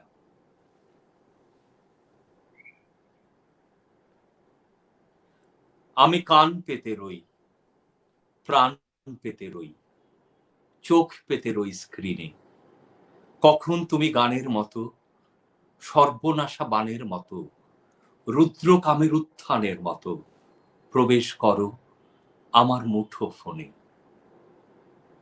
তোমার গোপন কথাটি সখী রেখো না মনে, তোমার গোপন কথাটি শুধু আমায়, শুধু আমায় বলো, আমায় গোপনে, তোমার গোপন কথাটি। না জানি কোন গোপন কথা গুঞ্জরিছে তোমার মনে, যে কথাটি হয়নি বলা এ জীবনে, ভেবেছিলাম সেই কথাটি বলবে আজি আমার শনে, যে কথাটি হয়নি বলা সঙ্গোপনে, ভেবেছিলাম সেই কথাটি বলবে আমার কানে কানে, তুমি বলবে আমায় মুঠোফোনে। ভরা নদীর বানের মতো, কবিগুরুর গানের মতো, তুমি সেই কথাটি বলবে আমায় সুরে সুরে, গানে গানে। আমি ভেবেছিলাম প্রণয়ে বাণী আকাশ থেকে ধরে আনি, তুমি পৌঁছবে আজ আমার প্রাণে। আমি ভেবেছিলাম প্রণয়ে বাণী আকাশ থেকে ধরে আনি, তুমি পৌঁছবে আজ আমার প্রাণে। বাহ, বাহ। বাহ, অসাধারণ। আচ্ছা সতীনাথ, আপনার কাছে আমার একটা হ্যাঁ, অনুরোধ আছে। আমার কি গো? চোখের সামনে একটা ছবি এখনো জ্বলজ্বল করছে। মান্না দে আর সন্ধ্যা মুখোপাধ্যায় এই দুজনের শেষ অনুষ্ঠান হচ্ছে। আপনি মান্না দের পাশে বসে আছেন এবং হ্যাঁ, একটা মান্না দের 25শে দুটো একটা ডিসেম্বর। গানের, হ্যাঁ আপনি দুটো একটা গানের কলিতে আপনি একটু সুর সংযোগ করছেন। আপনার কাছেও কিন্তু একটু গানের আওয়াজ আমরা শুনবো আজকে। তার আগে একটু দুটো একটা কমেন্টস একটু পড়ে নিই। সুখেন্দু প্রামাণিক আছেন, অসাধারণ সতীনাথ মুখোপাধ্যায়ের অনবদ্য উপস্থাপনা, প্রণাম স্যারকে। সুব্রত বন্দ্যোপাধ্যায় আছে, হ্যাঁ বলছেন একটা আওয়াজটা নিয়ে সমস্যা হচ্ছে। আহ আবু বরকর আছেন, আবু বরকর সিদ্দিক, তিনি আছেন আমাদের সাথে। মজুমদার বিপ্লব, বিশিষ্ট বাচিক শিল্পী বাংলাদেশের, তিনিও আমাদের সাথে আছেন। সুব্রত বন্দ্যোপাধ্যায় আছেন, দেবাশিস নন্দী আছেন, আরো অনেকেই আছেন। তাদের সকলকে ভালোবাসা। আমরা চলে যাব সতীনাথদার কাছে। সতীনাথদার কাছে আমার আমার পক্ষ থেকে একটা গানের অনুরোধ, অন্য তরফ থেকে একটু নাটকের অংশের অনুরোধ, এগুলো কিন্তু আছে। হ্যাঁ, এগুলো একটু আমি আপনি আমি এই মিলিয়ে। সবটা মিলিয়ে একটা ক্লাব করে বলি, এটা একটা আমার কাছে খুব স্মরণীয় ঘটনা। মানে মান্নাদের সঙ্গে যেসব অনুষ্ঠান করতাম, উনি তখন খুব মানে বয়স হয়ে গেছে অনেকটা, গান করবার অদম্য উৎসাহ সেই নিয়েই করতেন, কিন্তু একটানা অনেকগুলো গান গাইতে পারতেন না। এই অভিজ্ঞতা আমার ঢাকাতেও গিয়ে হয়েছিল। আমাদের পরপর দুদিন দুটো অনুষ্ঠান ছিল। আহ, ঢাকার চীন বঙ্গ- বাংলাদেশ মৈত্রী বঙ্গবন্ধু সাংস্কৃতিক সভাগৃহে। কেন্দ্র, হ্যাঁ, বঙ্গবন্ধু আরেকটা সাংস্কৃতিক হয়েছিল, কেন্দ্রে, হ্যাঁ। কোন একটা হোটেলে, হোটেলের নামটা আমি খালি ভুলে যাই। বিরাট বড়, তার মানে আইটিসি গ্রুপের কোন একটা হোটেলে, সেটাতে প্রায় সোনারগাঁও, 2000-এর ওপর। সোনারগাঁও নয়, আর একটা কি নাম, এস দিয়েই নাম, শেরাটনে। যাই হোক। Sheraton, right right, Sheraton. তো সেখানেও হয়েছিল। তো মাঝে মাঝে উনি তিনটে চারটে গান করে বলতেন এবারে সতীনাথ কিছু বলবে। এবারে ওনার গানের মাঝে কিছু বলা মানে ওই লেভেলে তো থাকতেই হবে আমাকে। তো আমি ঠিক করেছিলাম যে গঙ্গা জলে গঙ্গা পুজো করাই ভালো। অর্থাৎ ওনার গানের নানাবিধ অন্যান্য অনুষ্ঠানে যেসব ঘটনা দেখতাম, ওনার কাছে যেসব কথা শুনতাম, সেগুলোকেই ঘুরিয়ে ফিরে এখানকার কথা ওখানে, ওখানকার কথা সেখানে, এরকম করে বলা। তো ওনার একটা অনুষ্ঠানে বলছিলাম যে দাদা, আপনার সব গান তো অসামান্য গান, এবং প্রেমের গানে, প্রেমের বাংলা গানে আপনি শেষ কথা। এমন কোনো প্রেম, বিরহ মিলিয়ে কিছু নেই বাকি যা আপনার গানে আমরা পাই না। তো আপনার গানগুলো যদি আবার কবিতা করেও আমরা ভাবি, সেও কিন্তু দুর্দান্ত লাগে। তো আপনার একটা গান একটু কবিতা করে বলতে পারি? বলে হ্যাঁ, বলো বলো, কোনটা কোনটা। আমি, ওটা পুলক বন্দ্যোপাধ্যায়ের লেখা, আমার নিজের খুব পছন্দের গান, কিন্তু এটা আমি একটু কবিতা করে বলি। বলে সেই কবিতাটা শোনালাম। আর কবিতাটা শেষ হলে আমি দু লাইন গেয়ে শুনিয়ে দেবো এটা। তুমি অনেক যত্ন করে আমায় দুঃখ দিতে চেয়েছো, দিতে পারোনি। অনুপ, এই গানটা শোনানোর আর একটা কারণ, মানে এই কবিতাটা বলার, এর মধ্যে কিন্তু বাঞ্ছিত রোমান্টিক অভিনয়টাও দারুণ ভাবে আছে। কাজেই সবটা এক ঢিলে সব পাখি মারা যাবে আর কি। তুমি অনেক যত্ন করে আমায় দুঃখ দিতে চেয়েছো, দিতে পারোনি। কি তার জবাব দেবে যদি বলি আমি কি হেরেছি? তুমিও কি একটুও হারোনি? তুমি অনেক যত্ন করে আমায় দুঃখ দিতে চেয়েছো, দিতে পারোনি। সবুজ পাতাকে ছিঁড়ে ফেলেছো, ফুলেতে আগুন তুমি জ্বেলেছো, ফাগুনের সব কেড়ে নিয়েছো, স্মৃতিটুকু তার কেন কারণই, কি তার জবাব দেবে? যদি বলি আমি কি হেরেছি, তুমিও কি একটুও হারোনি? তুমি অনেক যত্ন করে আমায় দুঃখ দিতে চেয়েছো, দিতে পারোনি। অন্তরে আলো জেলে রেখে দৃষ্টিকে গেছো শুধু আঁধারেতে ঢেকে। নিজেকে প্রশ্ন করে দেখো না, যার নাম তুমি আর লেখো না, কেন তাকে ধরে আছো হৃদয়ে? বিদায়ের পথ কেন ছাড়োনি, কি তার জবাব দেবে? যদি বলি আমি কি হেরেছি, তুমিও কি একটুও হারোনি? তুমি অনেক যত্ন করে আমায় দুঃখ দিতে চেয়েছো, দিতে পারোনি। অনেক ক্ষেত্রে এমন হয়েছে, এই বলাটা শেষ করলাম, তাকিয়ে দেখছি ওনার চোখটা ছলছল করছে, ওই অবস্থা থেকে উনি গানটা ধরলেন।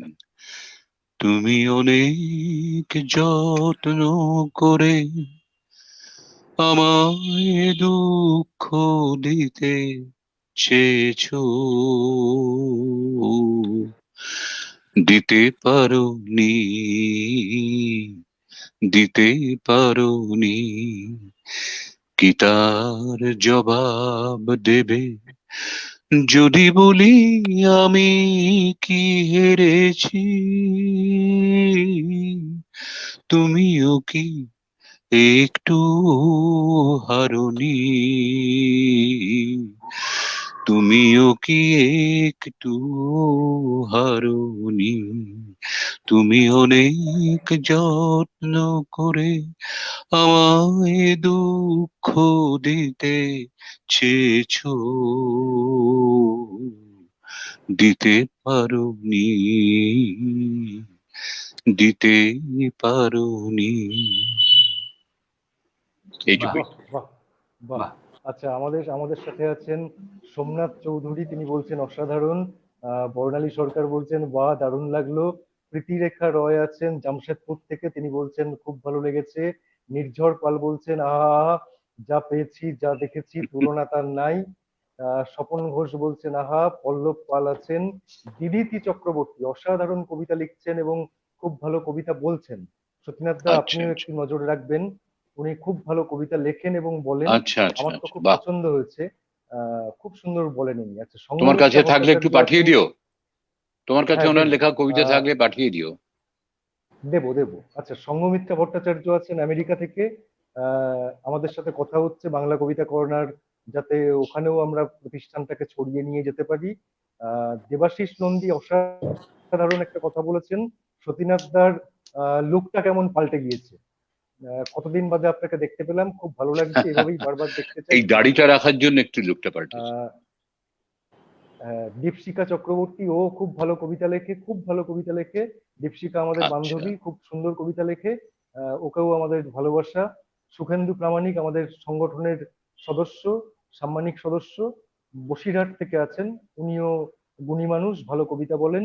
বাহ। মাহমুদুল্লাহ হাসান আছেন। আরো অনেক মানুষ আছেন, সুব্রত বন্দ্যোপাধ্যায় আছেন।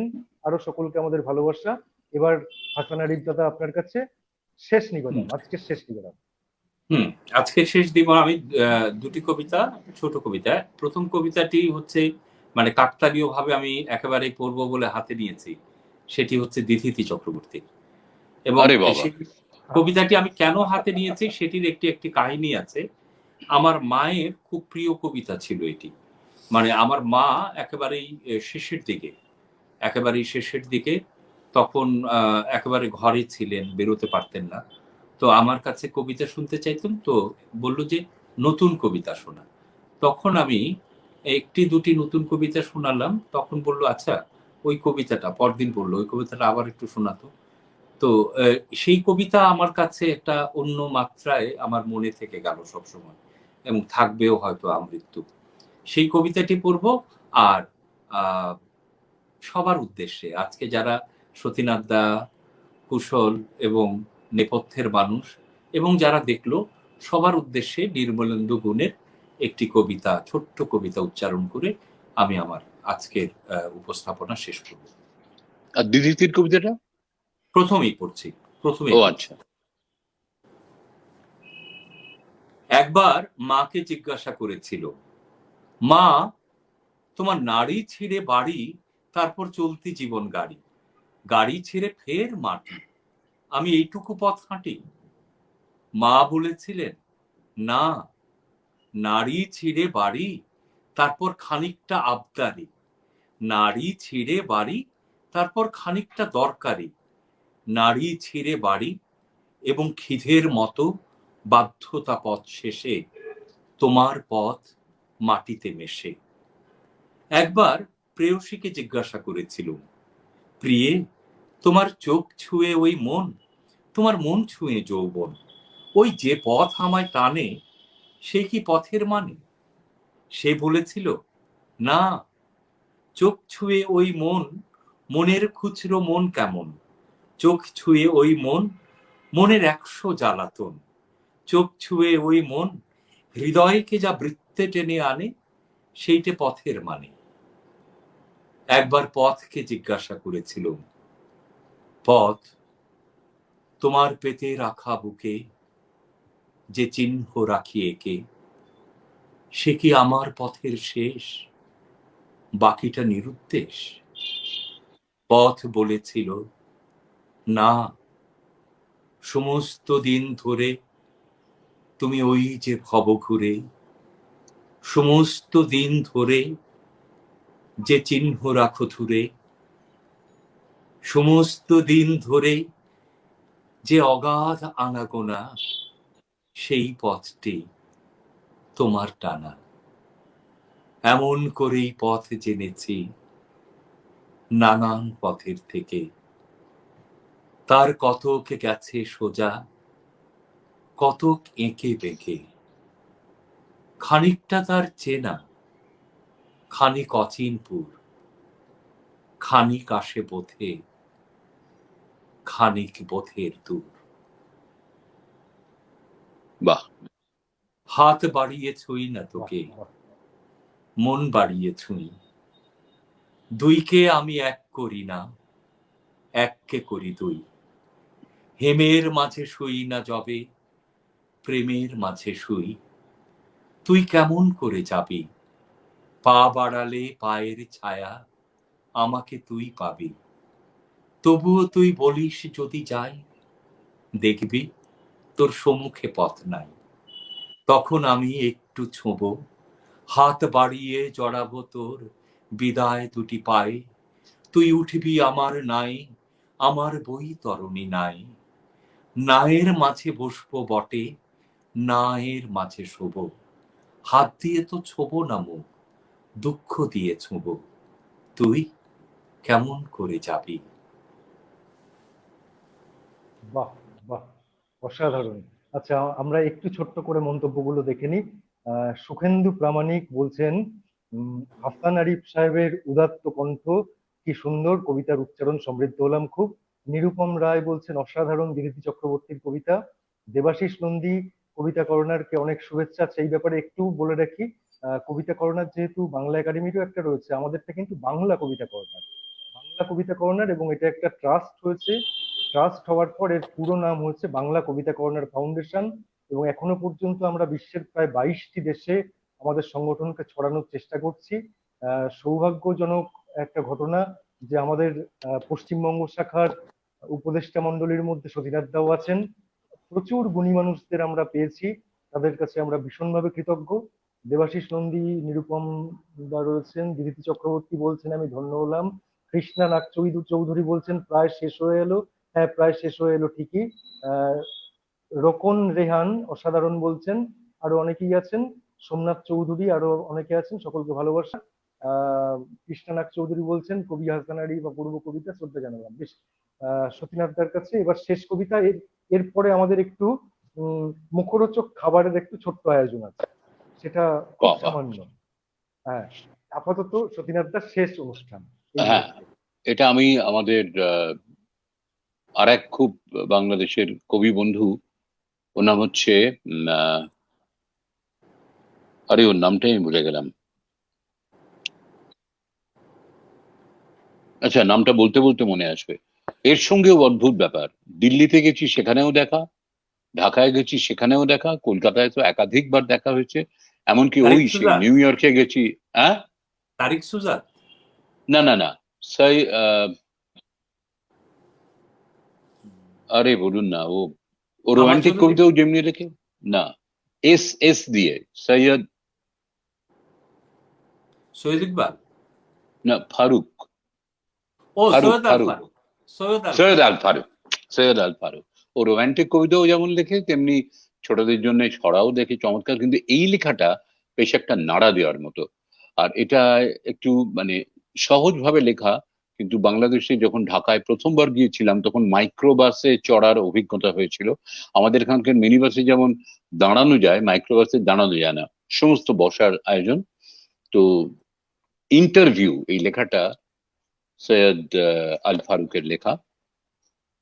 ইন্টারভিউ দিতে এসে বলে মাইক্রো বাসের ড্রাইভার, 2,000 টাকা মান্থলি বেতন, বেশি কিছু নাই ফাইবার। এতে একটু বাংলাদেশি ধরনের কথা বলার মতন আছে, তাদের ক্যারেক্টারটা ভালো পাওয়া যায়। আর যারা একটু ওই অভিনয়ের কথা বলছিলেন নাটক, তাদেরও একটা প্রাপ্তি হয়ে যাবে।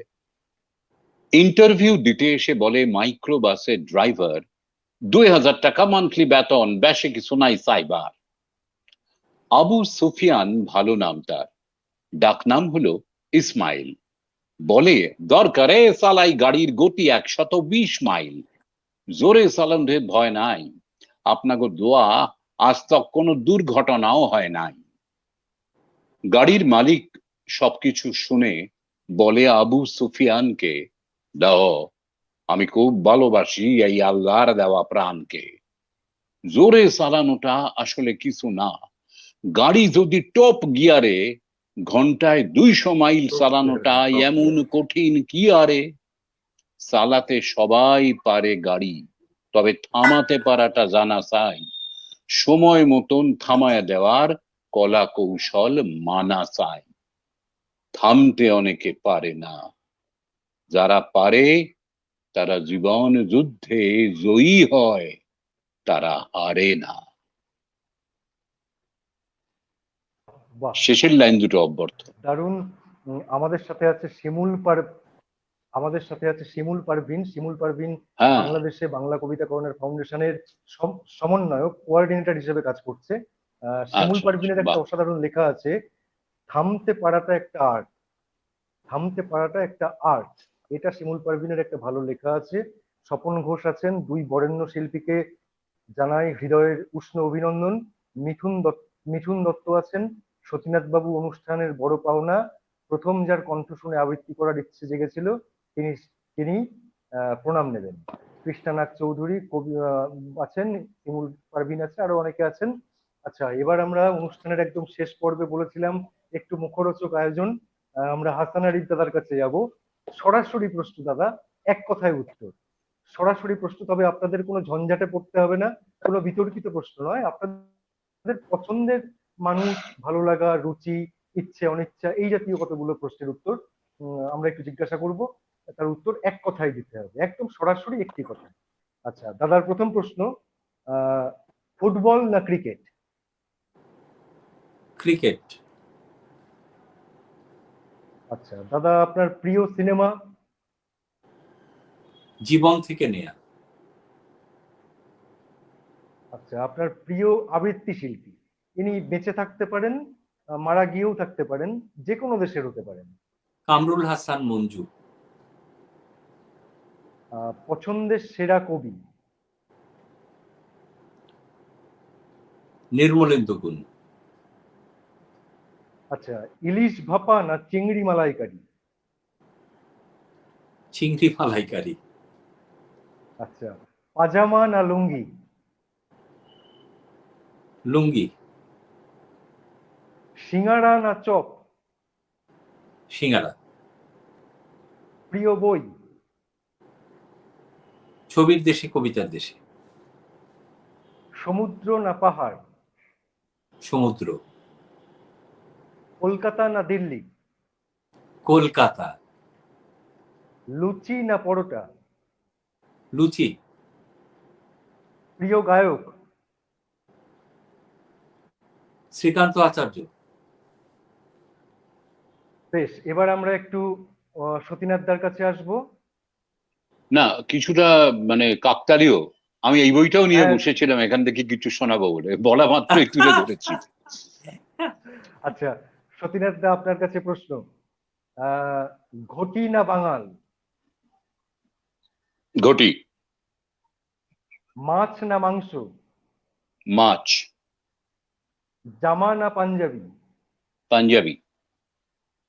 মৃণাল সেন না বুদ্ধদেব দাশগুপ্ত, মৃণাল সেন। শক্তি চট্টোপাধ্যায় না সুনীল গঙ্গোপাধ্যায়, সুনীল গঙ্গোপাধ্যায়। জীবিত প্রিয় কবিকে, কি? জীবিত প্রিয় কবিকে, বাবা। দীপ মুখোপাধ্যায়। প্রিয় আবৃত্তি শিল্পী, কাজী সব্যসাচী। প্রিয় বই, পথের পাঁচালী। প্রিয় খেলোয়াড়, মারাদোনা। পরিবারের বাইরের যে কোনো একজন প্রিয় মানুষ, রবীন্দ্রনাথ ঠাকুর। প্রিয় গায়ক, হেমন্ত মুখোপাধ্যায়। প্রিয় মঞ্চাভিনেতা। উৎপল দত্ত। বেশ, আমরা একটু হাসান আরিফ দাদার কাছে যাব। হাসান আরিফ দাদাকে আমাদের শেষ জিজ্ঞাস্য এটা, দাদা, নতুন প্রজন্মের অনেক ছেলে মেয়ে আমাদের মতো, যারা আমরা কবিতা লিখি, যারা আমরা কবিতা বলি, তাদের জন্য যদি কিছু আপনার বলবার থাকে, আপনার দিক থেকে আপনার বার্তা একটু ছোট করে। হ্যাঁ, শুধু আমি বলবো এই কথাই যে সবকিছুর শুরু উচ্ছ্বাস দিয়ে শুরু হতে পারে, কিন্তু এই পথ চলা শুধুমাত্র উচ্ছ্বাসে হয় না। অতীতের দিকে তাকানো, যা করতে ইচ্ছে করে সেটা যাতে একটু সুসংগঠিতভাবে করার চেষ্টা করা হয়, বিষয়টাকে জেনে বুঝে যাতে করার চেষ্টা করা হয়। কারণ হচ্ছে এটি আমার একটি পরিচয় হয়ে ওঠে, এবং আমি যেন আমারই পরিচয়কে কোনোভাবে ম্লান না করি। বাহ। বাহ, বাহ, বাহ। আচ্ছা, আমাদের সাথে আছেন দিদিতি চক্রবর্তী, আছেন নিবেদিতা ঘোষ চ্যাটার্জি, উনিও খুব গুণী মানুষ এবং ঘটনাচক্রে সৌমিত্রদার গিন্নি। কৃষ্ণানাথ আচ্ছা। চৌধুরী আছেন, সুব্রত গাঙ্গুলি আছেন, শিমুল পারভিন আছেন, স্বপন ঘোষ আছেন, মিঠুন দত্ত আছেন, আরো অনেকে যারা ছিলেন, সকলের কাছে কৃতজ্ঞতা ভালোবাসা জানিয়ে অনুষ্ঠানের একদম শেষ পর্বে আমরা সতীনাথ দার কাছে চলে যাব। এবং একই প্রশ্ন দাদার কাছেও আমাদের, যে নতুন যারা আমরা কবিতার সাথে জুড়েছি, যারা আমরা কবিতা লিখি, যারা কবিতা বলি, পড়ি, কবিতা নিয়ে জীবনের অনেকটা সময় কাটাই, ভালোবাসি, পথ চলি, তাদের জন্য আপনার পক্ষ থেকে যদি কোনো কিছু বলবার থাকে, কিছু একটা বার্তা। আমার এইটাই বলার যে ভালোবেসে করুন, কবিতাকে ভালোবাসুন, ভালোবাসলে কবিতাও আপনাকে ভালোবাসবে নিশ্চয়ই। কবিতার কাছ থেকে আপনি কি পাবেন এটা না ভেবে কবিতাকে আপনি কতটা কি দিতে পারবেন এটা সবার আগে ভাবুন। যদি সত্যি নিজেকে কবিতার মধ্যে দিতে পারেন, তাহলে কবিতা যে আপনাকে কি ফিরিয়ে দেবে সে আপনি কল্পনাও করতে পারবেন না। আপনার উপলব্ধির জগৎকে একটা স্বর্গীয় সুসময় ভরে দেবে, এত উৎকর্ষ এনে দেবে জীবনে, সেটার কোনো তুলনা হয় না। কিন্তু কেউ করছে বলে তাকে দেখে করা, বা ঠেকায় পড়ে করছি এরকম করে না করাই ভালো।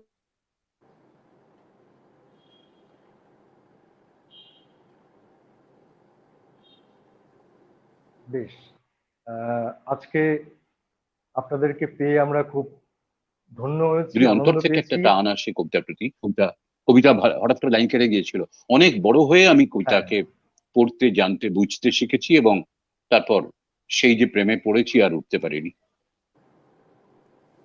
দারুণ দারুণ, আপনাদের দুজনকেই আমাদের অকুণ্ঠ ভালোবাসা, কৃতজ্ঞতা। আমাদেরকে এতটা সময় আপনারা দিয়েছেন, প্রায় 2 ঘন্টার সময় আমাদেরকে দিয়েছেন আপনারা, এই জন্য কৃতজ্ঞতা। যারা এতক্ষণ আমাদের সাথে অনুষ্ঠান শুনলেন এই 1.5 ঘন্টা, তাদেরকেও আমাদের কৃতজ্ঞতা। সকলের কাছে আমরা আজকের দিনের মতো বিদায় নিচ্ছি। শুভরাত্রি, ভালো থাকবেন, সাবধানে থাকবেন, বাড়িতে থাকবেন। সকলকে প্রণাম, শুভেচ্ছা, সুস্থতা কামনা করে আজকের মতো বিদায় নিচ্ছি। আমি অনুপ কুশল, আবার দেখা হবে পরবর্তী শুক্রবার নতুন অতিথিদের নিয়ে। নমস্কার। নমস্কার।